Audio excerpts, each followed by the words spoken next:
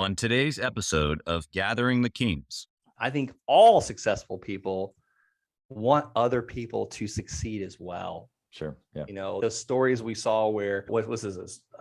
Scrooge was like counting his coins and wouldn't like. I don't think that's true in real life. That was just a Disney made up character. Most people aren't like that. The miser that just holds at everything. And if they are that person, they're probably not that wealthy. And it doesn't have to be monetary either. It could be successful in their own right. You are listening to Gathering the Kings with Chaz Wolfe, featuring fellow 7, 8, and even 9-figure business owners who have real battle scars from business and life, but have prevailed as the king that they are designed to be. We welcome high-performing entrepreneurs to the stage in order to reveal the real of the real on what it takes to build a successful business today.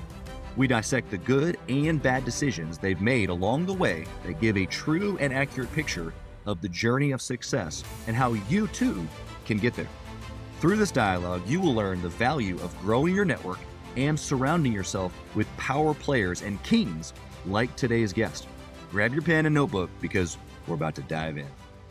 What's up, everybody? I'm Chaz Wolfe, Gathering the Kings podcast coming to you today. Brent Bowers on the King stage. My man, how you doing? I'm great. Thanks for having me. Yeah, man, I appreciate you being here. Time is the most valuable, so the fact that you're giving it means a lot to me. So what kind of business you in? So you know what? I'm in the land business. Ultimately, I'm in the cash flow business, but I'm also in the helping people business. So, and we get paid very well to do it. I love it. I love it. And so inside of the land, you know, you're buying, selling everything land, or is there specific types? Like give us a little bit of what this land helping people looks like. Yeah, I prefer vacant residential land. We generally buy it from people that no longer want it and turn around and find people that do want it, but they don't have tens of thousands of dollars just sitting around. You know, most banks don't actually finance for land. So I try and fill both of those needs, you know, find the people that want land because I have the land as well as allow them the ability to make payments on the land. Yeah. Yeah. So almost like a funding option in there too, huh? Exactly. Yep.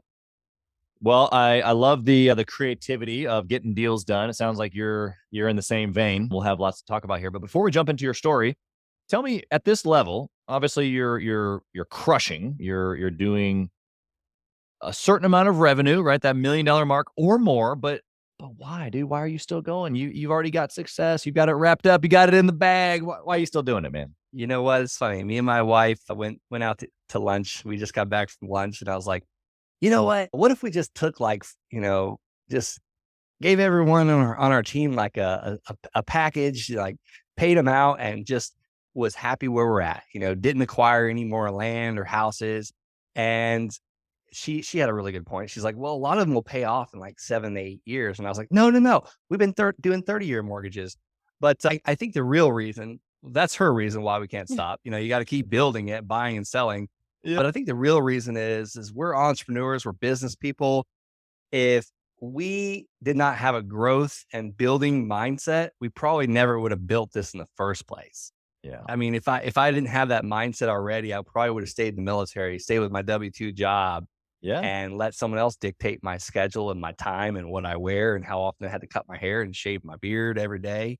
Yeah. So that's just not what we do as creators, as builders, as visionaries. We just keep going and keep building and keep hiring and keep scaling and going into new markets and starting a coaching course and a podcast and a YouTube channel, a TikTok. We were just talking about that.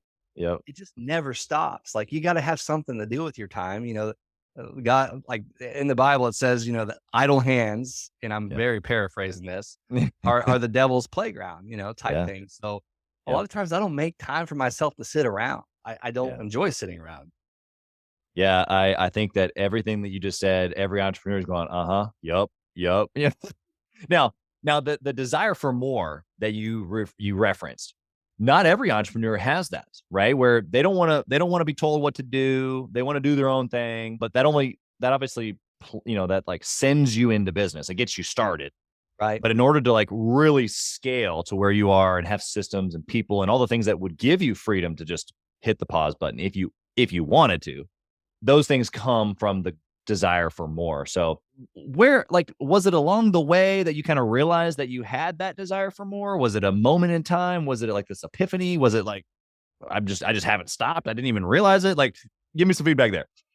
No, I don't know if it was an epiphany or like one of those light bulb coming on moments. I guess if I look back, it was just a couple of years ago, 2018, when I was getting out of the military. My whole goal was just to make 10 grand a month. That's all I needed to make. Well, I hit that before I even got out of the military. Wow. And then I hired a bunch more people, and people started, coming, and just more deals started happening, more transactions, more cash flow coming in. And I mean, we just hired someone else last week. So I think I feel like it's one of those things, like if you're not growing, you're dying. We're always improving, like going to the gym and eating healthier, trying to run that mile a little faster. I don't know if I had an epiphany, but I just feel like, I just have never taken my foot off at least for the last 10 years. Now, granted, I take vacations all the time. We take time off because that's, I've got a family. It's great and really fun to do that. But that's when some of I basically recharge my batteries, and that's when some of my best ideas come. Yeah. When I'm just hanging out for a couple of days and like, okay, what else can we start now? Type thing. Yeah. There's a difference between idle hands and an idle mind. That's true. Yeah. Because there's that thinking time that you're talking about where you can go to a quiet place. And I think most entrepreneurs can relate, but depending on the level of desire, man, that idea factory just starts churning. Yeah. What Keith Cunningham talks about in his book, The Less Stupid or something like that. I forget what this book's called, but anyhow, look it up. Keith Cunningham, something less dumb mistakes. But he talks about setting thinking time up, like scheduling it. And that's one of the things on my to-do list. I've already put it on my calendar, but something always seems to get in the way of it. Every time. One of the things like I plan to implement is to start having thinking time. Yeah. I had a guest on my show. She's been a business owner for 20 years and successful in the windows and door space.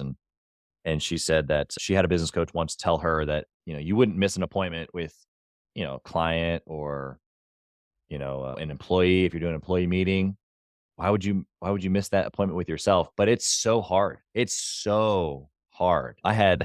This was just like a couple of months ago. One of my team members was like, hey, so like, she was asking me about some certain things that I was supposed to be doing in some blocked off time. And I was like, well, she's like, well, we blocked off the time for you. Like, what do you mean? Like, why haven't you been doing it? I was like, well, look back the last couple of weeks on those time frames, and I had filled it. Call. Yeah.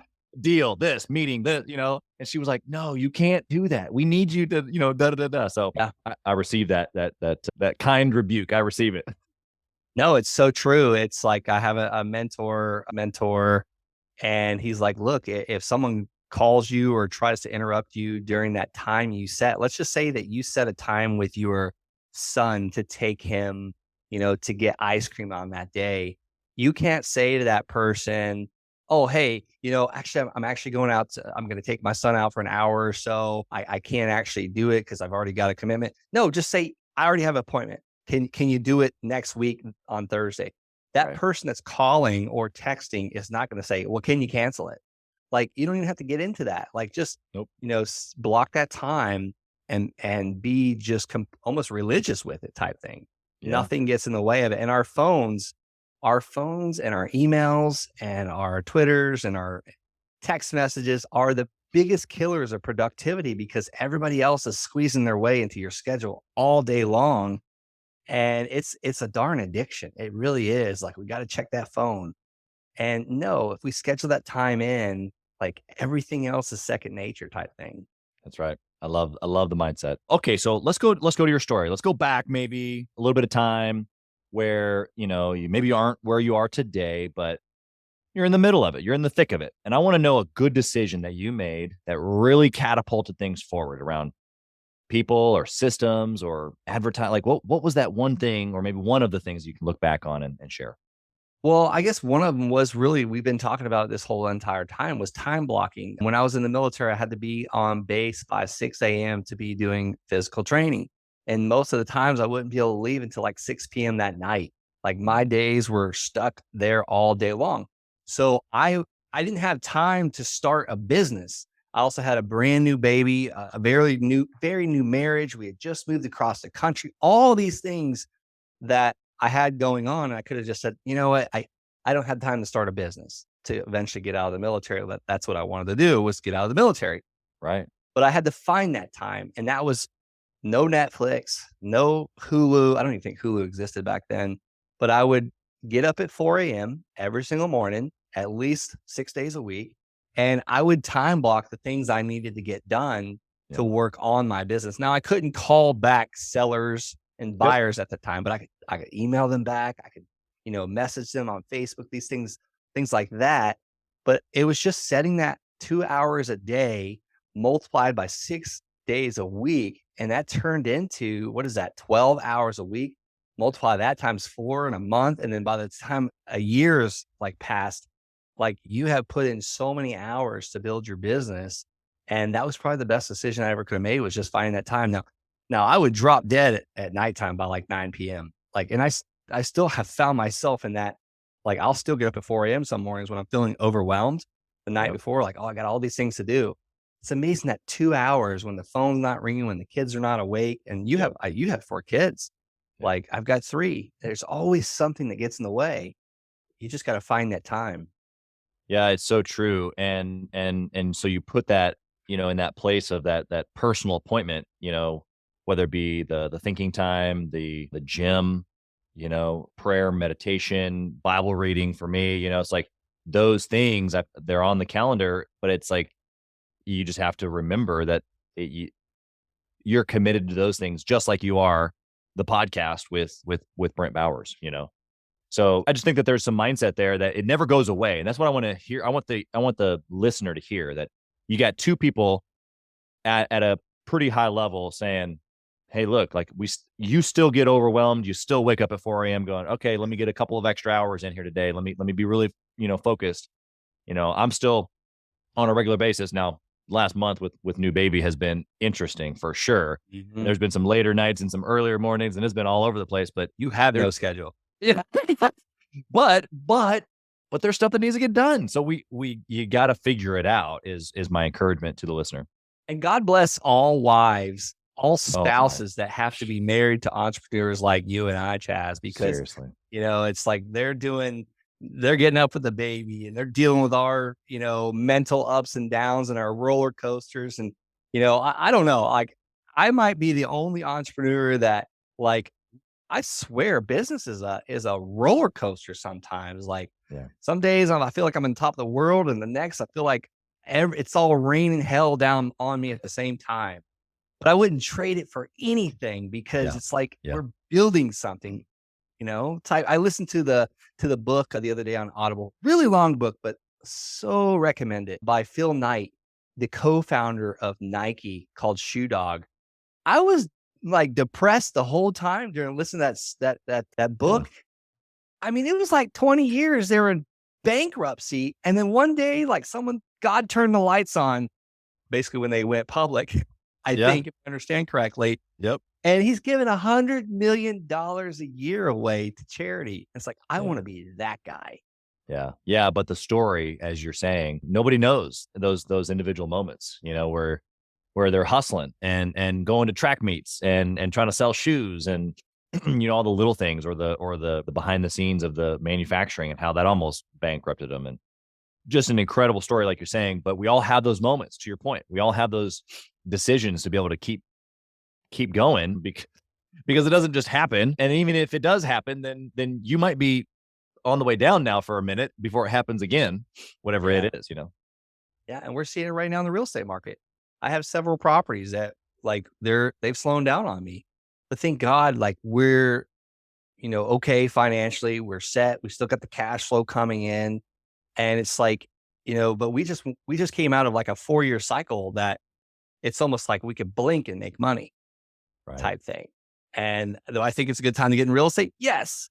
Was 4 years ago a great time to get in real estate? Yes. It's just we're in a different market now, and gas is expensive. Well, actually, it went down. I just saw it went down a little bit. I'm kind of heck yeah. The reality is this: is that there's going to be either reasons or excuses. To your point, that's so good. Yeah. reasons or excuses. Yeah, ones we do or we don't. So, okay, let's flip the coin. Brent, tell me about a time where you just made a really poor decision. I want to know the juicy details. You know what? There's been so many of them. There really has. And I heard this from Tony Robbins. He said, when we win, we party.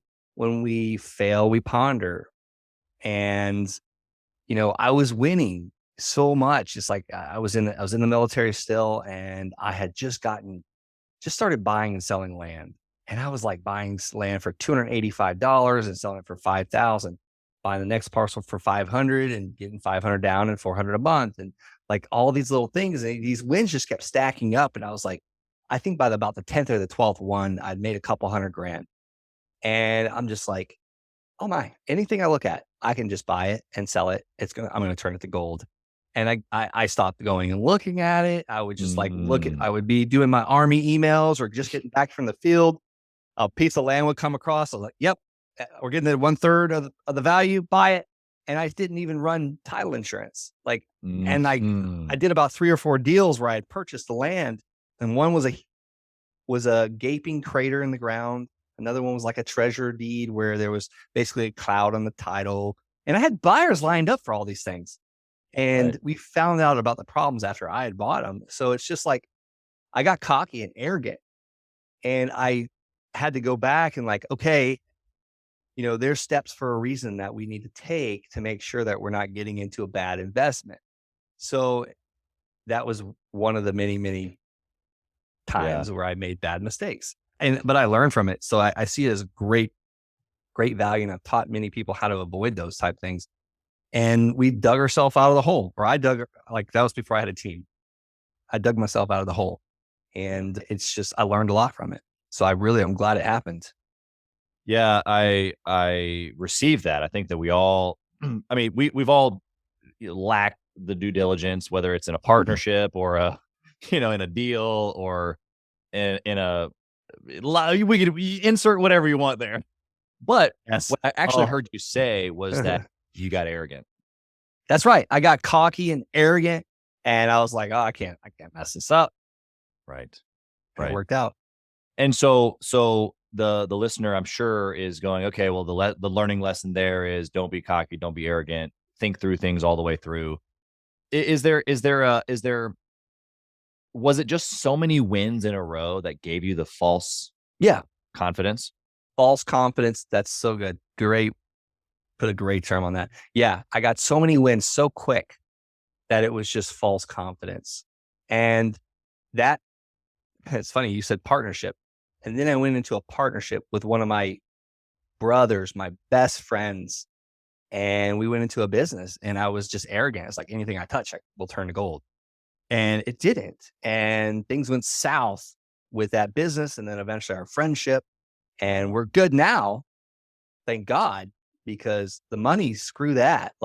That was honestly, it helped me on taxes, to be honest with you, that we lost on it. But, which is a stupid way to look at it, but you're scratching and clawing for any validation. But it's like that cost me a lifelong friendship because of that arrogance. And it was about the same time frame. Yeah.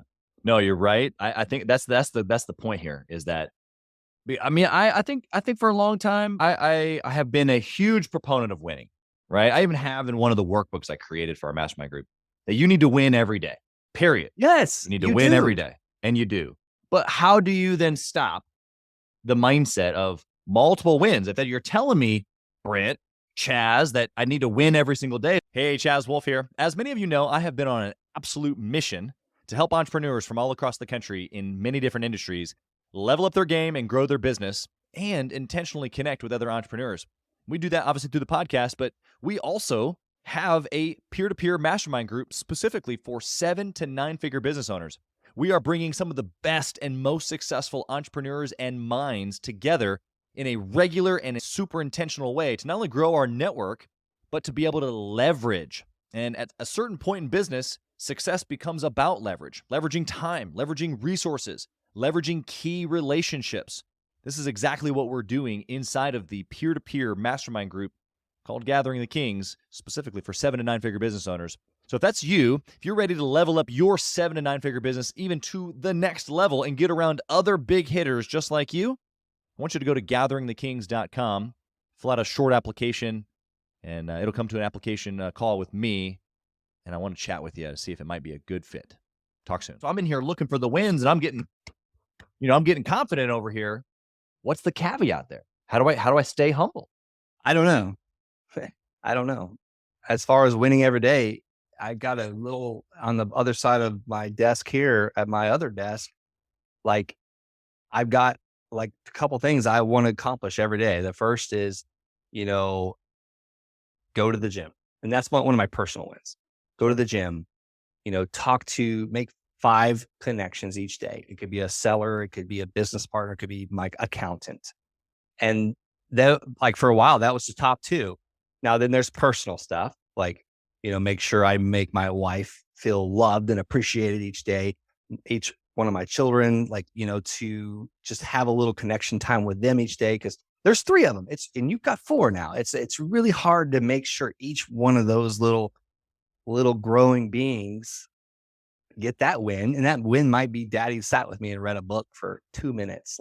So I don't know. I don't see why that would make someone not humble, because at the end of the day, a win could be, we got our mailers out to our land sellers. That's a win. Yeah. And then the next win is a week from now, we got a phone call from one of those letters. And then the next win is we got a purchase agreement signed by one of those sellers.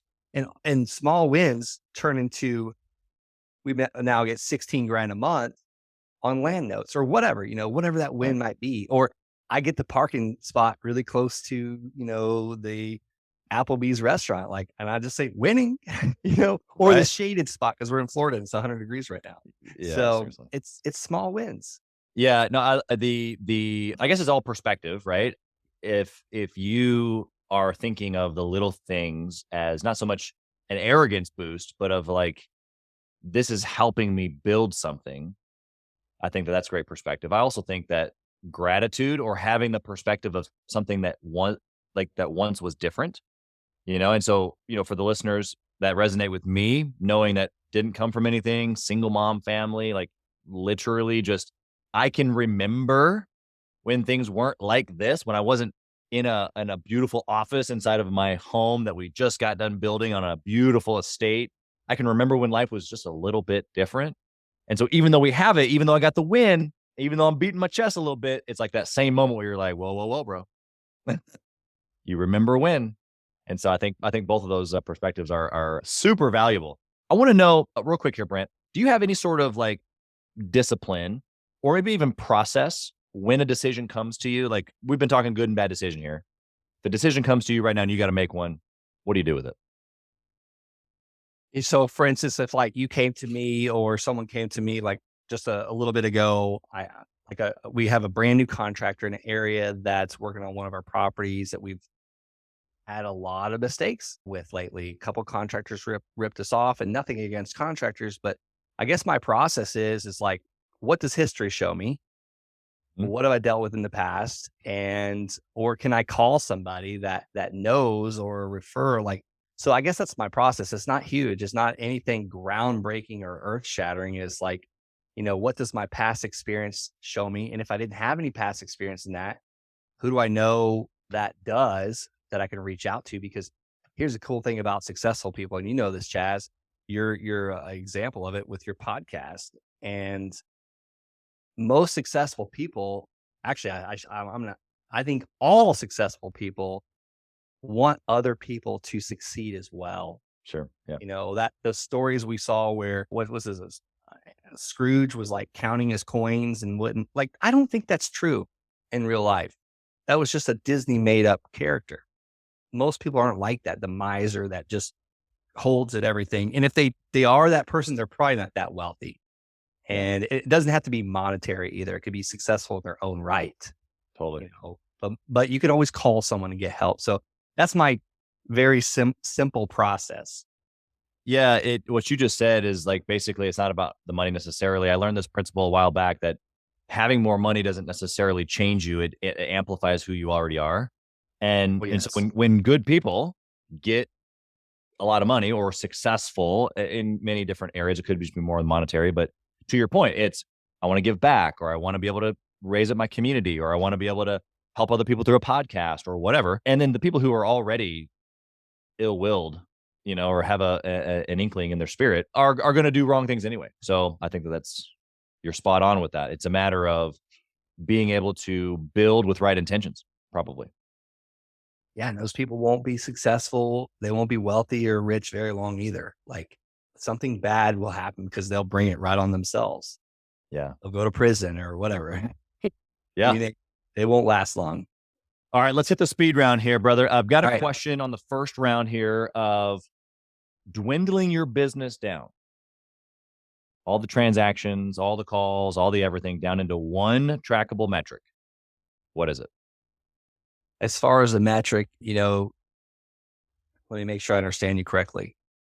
Like, how do I track, if I dwindle it down to one metric, like how do I track my company if it's successful?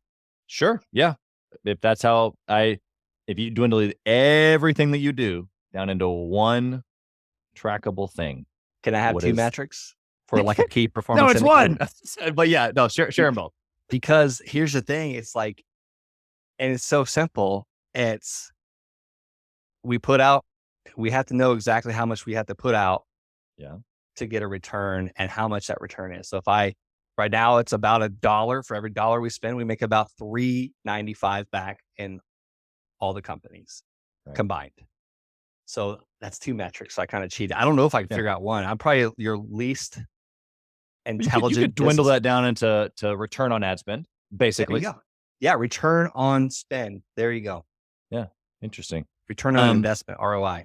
Yeah, yeah. Which obviously could incorporate, your people and salaries and all that stuff, because that can all be considered investments. Every one of our team members are investments. And if for anybody listening to this, if you look at one of your team members as they're not an investment, they're not pulling their weight, they're not bringing in a return on investment, then that's a burden. And you should either find a new seat on the bus for that person or get them off the bus completely. AKA, I'm saying fire them, get rid of them, or in the partnership. And it doesn't have to be a negative thing. We just actually terminated one of our employees and we gave her a severance package. She's been great for the last 2 years, but she just no longer works for our community or our culture, I should say.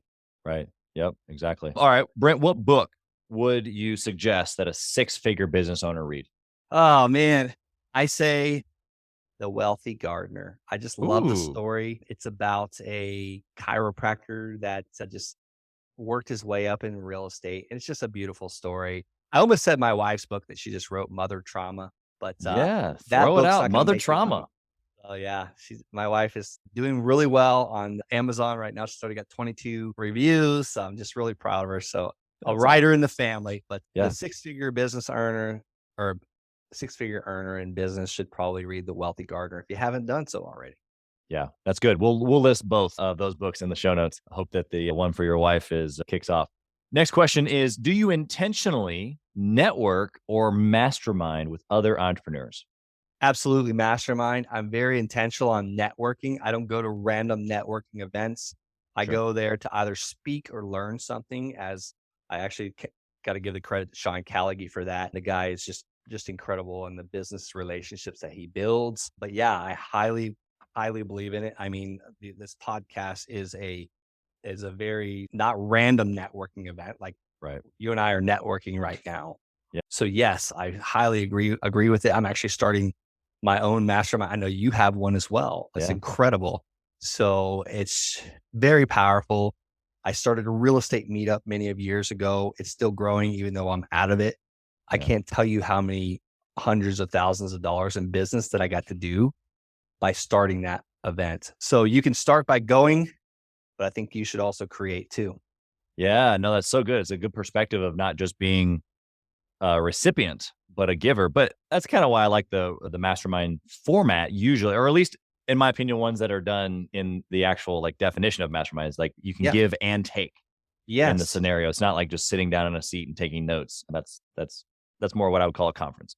And Chaz, you don't have to have all the answers either, because there's going to be some people in there that are probably doing 8. That you could have a person that's doing 8 figures, And that's exactly what that 7-figure earner needed to hear. And it was only one thing. And he can leave that weekend or that mastermind Yeah. thinking, oh my God, I can't believe that's all this cost. Yes. Yeah. Yeah. You have that one pivotal moment, like that you're talking about, that connection, that piece of knowledge, that one hinge that just pulled the screw loose, and then everything, came apart or came together, however you look at it. Yeah, it changes the world. Do you actually, let me phrase it like this. If you only had 1 hour each week to work in or on your business, how would you use that hour to successfully run your business like you do now? I would put a message out to my entire team of hope, inspiration, also the time in that 1 hour to make sure that I publicly announced the person's name that was showing up in the KPIs, the key performance indicators, or she bought more land this week than everyone else, or more houses or whatever. That 1 hour would be a message directing everyone that's rowing on the boat to keep rowing in the same direction, because I learned this as a platoon leader in the military. My first job as a brand new second lieutenant, my commander said, Brent, I don't pay you to get the fuel and the water out. I pay you to make sure the fuel is pumped and the water's provided, and you have 32 people to do that for you. So it's the same thing with anything. As business owners, we're like the person that has the leverage. Like we're just being used properly and in good ways and not bad ways. Like almost be good stewards of the leverage that we've been blessed with. Yeah, because one might hear you say, well, that leader said that you got 32 people to use. And it's the opposite. It's like, wow, I'm blessed to be able to orchestrate this whole thing. And 32 people want to be involved. Wow, and what can we do with the power of 32? Dude, that's incredible insight. Thank you for your service also. I meant to say that earlier, but I mean leadership from a whole nother world. Applicable in business. And I'll tell you, that's the difference between the military. Oh my gosh, that was level 5 listening, Chaz, to use. That's the difference between what I was taught in the military and what I was surrounded by. And the business side, people want to be here. People want to be in this culture. Like the military, not so much. There's a lot of negativity, like they're forced to be there. My commander, with all his intelligence, said, use these people. Mm-hmm. And in business, like we don't use anybody. Like we motivate, inspire, we share the vision. And if they don't have the same vision, they're probably not a fit.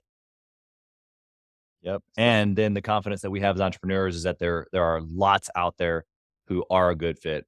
Just holy cow, yes. You just got to be willing to put yourself out there one more time, get hurt one more time. You might be thinking, well, I'm done. I'm going to do all this by myself. You're going to be a one-man operation. Like that is pathway to burnout and frustration and alcoholic, so you just got to keep, eventually it's like finding the woman of our dreams or the man of your dreams. You just got to keep, just keep your heart open type thing. Yeah. Yeah. So good. Last question here for you, Brent. If you lost it all, what would you do?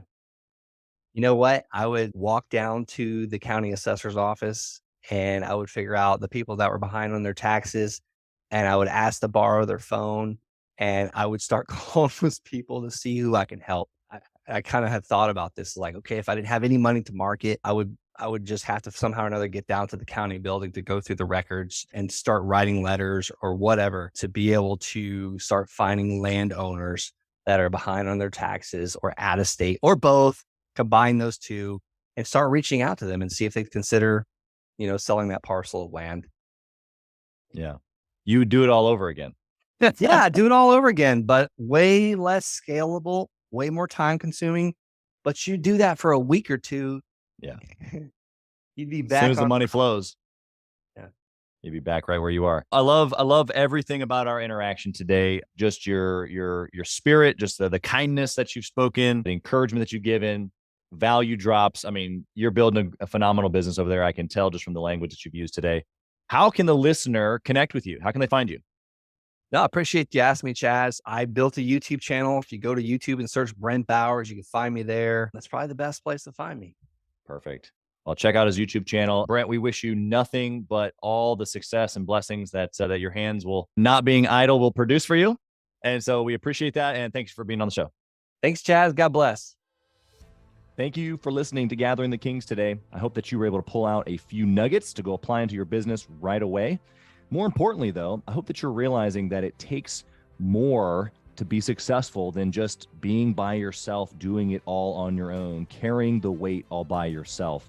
What I have realized, not only in my own journey from multiple businesses and multiple different industries, and now interviewing over 200 or 300 other very successful 7, 8, and 9-figure business owners, is that it's tough to do it alone. And so Gathering the Kings exists to bring together successful entrepreneurs. In fact, we are putting together 1,000 kings, specifically who are grateful but not done.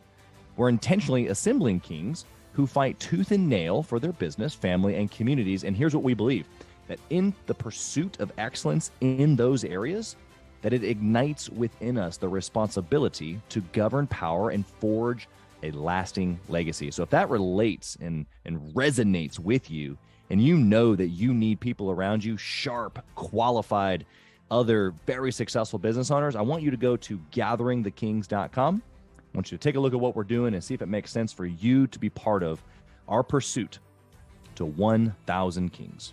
Talk soon.